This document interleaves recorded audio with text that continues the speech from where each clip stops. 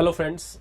So last video में हमने देखा था कि कंपाइलर खुद ब खुद एक डिफॉल्ट कंस्ट्रक्टर ऐड करके इंस्टेंस वेरिएबल को इनिशियलाइज करता है और इंस्टेंस वेरिएबल के लिए डिफॉल्ट वैल्यूज प्रोवाइड करता है, जैसे कि इंटीजर के लिए 0, स्ट्रिंग के लिए नल। पर ये जो डिफॉल्ट वैल्यूज कंपाइलर ऐड कर रहे हैं हमारे प्रोग्राम में इंस्टेंस वेरिएबल में, वो डिफॉल्ट वैल्यूज यूजर के लिए यूजफुल नहीं है। तो एक यूजर उसको कैसे यूजफुल बनाए, क्योंकि वो डिफॉल्ट वैल्यूज जो है वो बाय डिफॉल्ट कंपाइलर जनरेट कर रहा है as a part of default constructor, जो कि कंपाइलर खुद ब खुद ऐड कर रहा है हमारे प्रोग्राम में जब हम किसी तरह का कोई कंस्ट्रक्टर अपने प्रोग्राम में नहीं लिखते, अपने क्लास में नहीं लिखते हैं। तो आज हम लोग बात करने वाले हैं how to provide our own user defined values for the instance variable. अगर हम खुद से अपना वैल्यूज प्रोवाइड करना चाहें इंस्टेंस वेरिएबल में तो हम कैसे प्रोवाइड कर सकते हैं। तो यहां पर एक छोटा सा प्रोग्राम हम लिखना चाहते हैं। तो यहां पे अगर हम सपोज एक दूसरा प्रोग्राम ले, हम क्लास एम्प्लॉय, और यहां पे मेरे दो इंस्टेंस वेरिएबल हैं, int employee number, string employee name. अब यहां पे मेरा कोई इंटेंशन नहीं है कि हम किसी तरह का कोई कंस्ट्रक्टर लिखें, तो कंपाइलर खुद ब खुद एक डिफॉल्ट कंस्ट्रक्टर यहां पे ऐड करेगा, जैसा कि हमने पिछले वीडियोस में देखा था। अब वो डिफॉल्ट कंस्ट्रक्टर ईएनओ को इनिशियलाइज करेगा 0 से और ईनेम को इनिशियलाइज करेगा नल से। पर उस वैल्यूज से हम सेटिस्फाइड नहीं है। एज ए यूजर मुझे अपना खुद का वैल्यू चाहिए। तो मैं क्या कर सकता हूं, मैं यहां पर अपना खुद का एक मेथड डिफाइन कर सकता हूं। तो मैंने यहां पे डिफाइन किया पब्लिक वॉइड एक्सेप्ट। ये मैंने क्यों डिफाइन किया, ये मैंने डिफाइन किया ताकि मैं खुद का वैल्यूज इनिशियलाइज कर सकूं। तो यहां पे मैंने लेट सपोज ईएनओ का वैल्यू इनिशियलाइज किया 111 और ईनेम का वैल्यू मैंने इनिशियलाइज कर दिया रवि। तो मैंने अपने हिसाब से वैल्यूज इनिशियलाइज करे और फिर यहां पे मेरा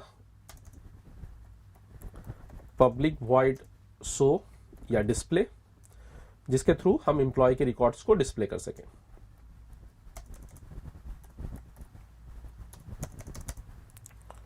system.out.println,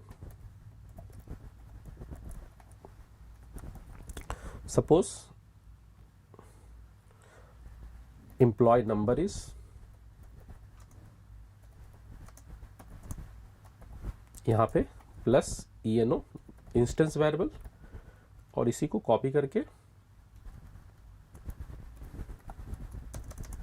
यहां पे मैंने पेस्ट करा और यहां पे मुझे क्या चाहिए, employee name. Employee name is, यहां पर मैंने प्रिंट कर दिया ई नेम। अब यहां पे मेरा मेन मेथड है।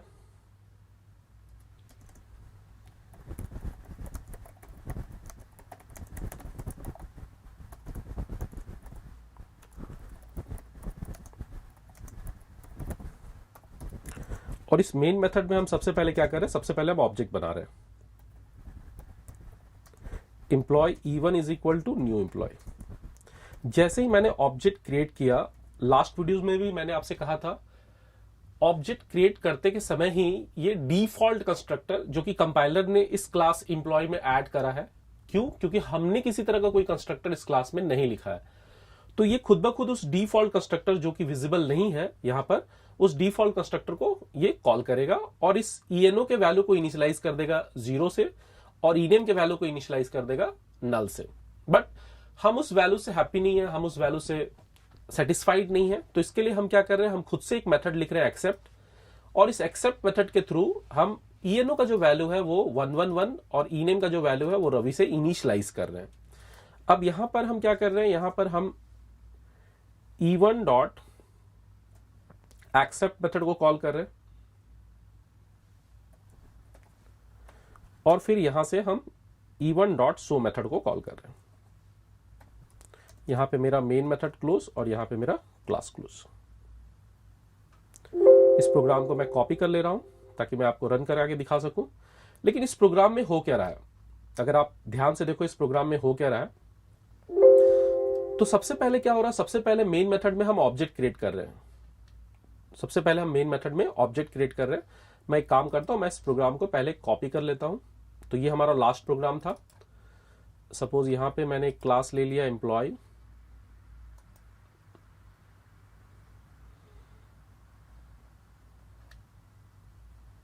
ये पैकेज का नाम मिसमैच है, पर मैं जैसे ही पैकेज के थ्रू बताऊंगा तो इसके बारे में हम लोग डिटेल बात करेंगे कि पैकेज कैसे बनाते हैं। तो मैंने यहाँ पे एक क्लास ले लिया एम्प्लॉय, और इस एम्प्लॉय क्लास के अंदर मैंने वो कोड को पेस्ट कर दिया, ताकि गलती से अगर मैं कोई कोड कॉपी करूं तो ये कोड मेरा खत्म ना हो। तो यहाँ पे मैंने इसे पेस्ट करके रखा, इसके बारे में हम लोग बात करेंगे। अभी हम लोग यहाँ पे देख रहे हैं कि डायग्रामेटिक अप्रोच में क्या हो रहा है इस प्रोग्राम में। तो आपको पता है प्रोग्राम का एग्जीक्यूशन जो है वो हमेशा मेन मेथड से स्टार्ट होता है। तो सबसे पहले मेन मेथड में हमने क्या करा, हमने एक ऑब्जेक्ट क्रिएट करा, employee E1 is equal to new employee. तो जैसा कि पिछले वीडियो में भी मैंने बात करी थी कि ये सबसे पहले क्या करेगा, ये सबसे पहले यहां पर एक ऑब्जेक्ट क्रिएट करेगा। यहां पर एक ऑब्जेक्ट क्रिएट होता है, ये ऑब्जेक्ट हमेशा हिप मेमोरी में क्रिएट होता है। अभी फिलहाल इतना ही, फिर इसके बारे में भी बात करेंगे। तो ये यहां पर एक एम्प्लॉय का ऑब्जेक्ट क्रिएट हुआ। नौ मैंने आपसे कहा था कि जब भी हम ऑब्जेक्ट क्रिएट करते हैं ये क्या क्या कंटेन करता है, name of the object, properties and behaviour. तो इसका नाम हमने क्या दिया, इसका नाम हमने दिया E1। तो ये ऑब्जेक्ट जो है ये रेफर हो रहा है किस नाम से, ये रेफर हो रहा है E1 के नाम से।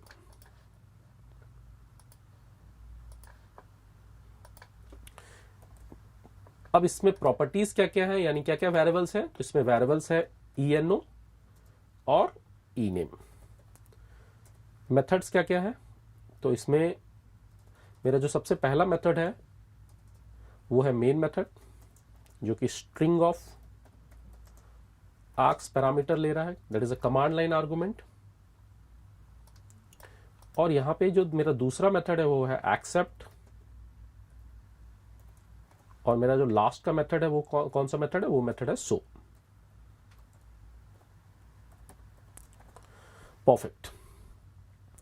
अभी बहुत इंपॉर्टेंट चीज क्या है, जब आप ऑब्जेक्ट क्रिएट कर रहे हो, तो ये फिर से डिफॉल्ट कंस्ट्रक्टर को कॉल कर रहा है।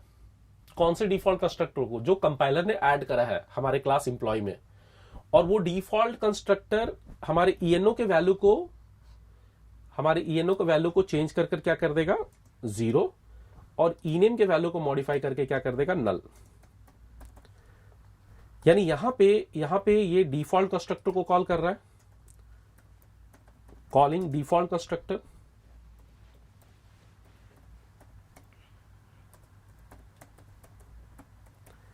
ये यहां पे डिफॉल्ट कंस्ट्रक्टर को कॉल कर रहा है, और वो डिफॉल्ट कंस्ट्रक्टर के थ्रू ही हमारा जो वैल्यू है वो वैल्यूज इनिशियलाइज हो रहा है 0 और नल से, जैसा कि हमने पिछले वीडियोस में भी बात करा था स्टूडेंट क्लास में। अब इसके बाद आप यहां से E1.accept मेथड को कॉल कर रहे हो। तो ये E1.accept मेथड क्या करेगा, ये यहां से accept मेथड को कॉल करेगा। E1.accept यहां से ये accept मेथड को कॉल करेगा। इस accept मेथड को इसने कॉल करा, और ये accept मेथड जैसे ही कॉल होगा ये ENO के वैल्यू को रीइनिशियलाइज कर देगा। इस ENO का वैल्यू जो कि पहले 0 था, जिसे कंपाइलर ने ऐड करा था, अब ये ENO का वैल्यू 0 से चेंज होकर क्या हो जाएगा, ये 0 से चेंज होकर हो जाएगा 1 1 1। आपको पता है, आपको याद होगा कि एक वेरिएबल सिर्फ एक ही वैल्यू होल्ड कर सकता है। मैंने बताया था कि वेरिएबल का ड्रॉबैक क्या है, variable can hold only 1 value. तो ये ENO जो कि पहले 0 को होल्ड कर रहा था, अब ये किसे होल्ड करेगा, अब ये होल्ड करेगा 1 1 1 को। और ये ENAME जो पहले नल होल्ड कर रहा था, अब ये नल के जगह ये किसे होल्ड करेगा, ये होल्ड करेगा रवि को।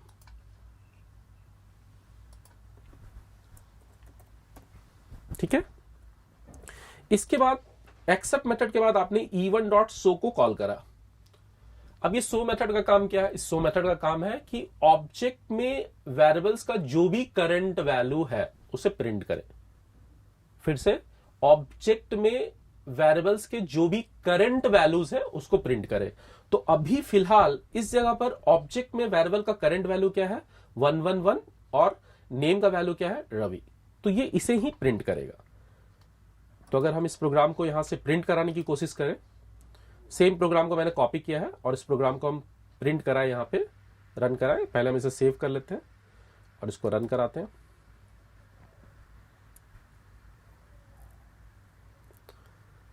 Employ number is 111, employee name is Ravi.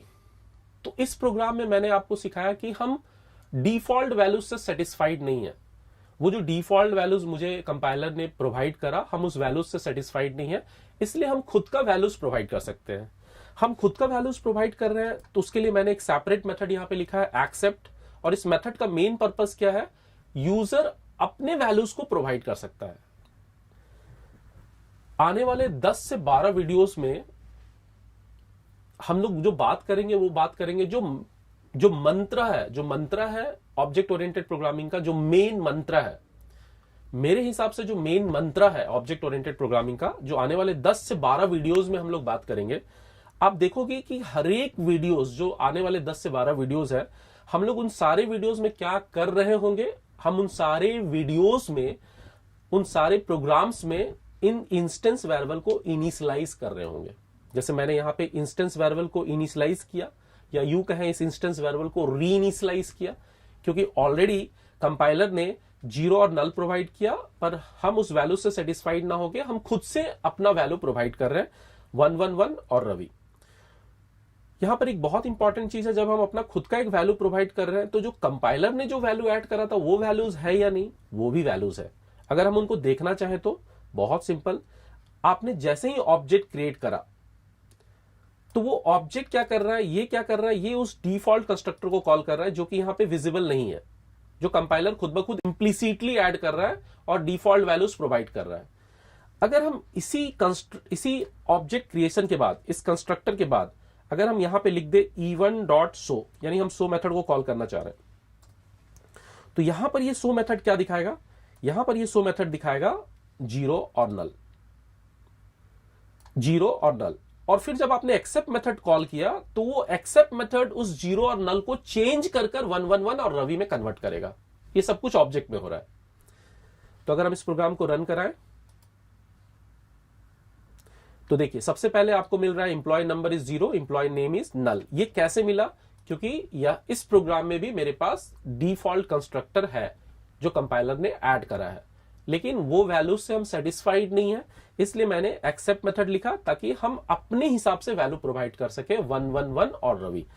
तो अपने हिसाब से जो वैल्यू हमने प्रोवाइड किया वो एक्सेप्ट मेथड के थ्रू किया है, और एक्सेप्ट मेथड को जब हम कॉल कर रहे हैं, तो ये ईएनओ को, जिसका पहले वैल्यू 0 था, उसको 111 और ईनेम को रवि बना दिया, जैसा कि मैंने इस डायग्राम में आपको दिखाया है। तो जैसे ही आप ऑब्जेक्ट कॉल करोगे, ऑब्जेक्ट क्रिएट करोगे, ये डिफॉल्ट कंस्ट्रक्टर को कॉल करेगा जो वैल्यूज को 0 और नल प्रोवाइड करेगा, और उसके बाद एक्सेप्ट मेथड को कॉल करते के साथ ये 0 111 और नेम रवि में कन्वर्ट हो जाएगा।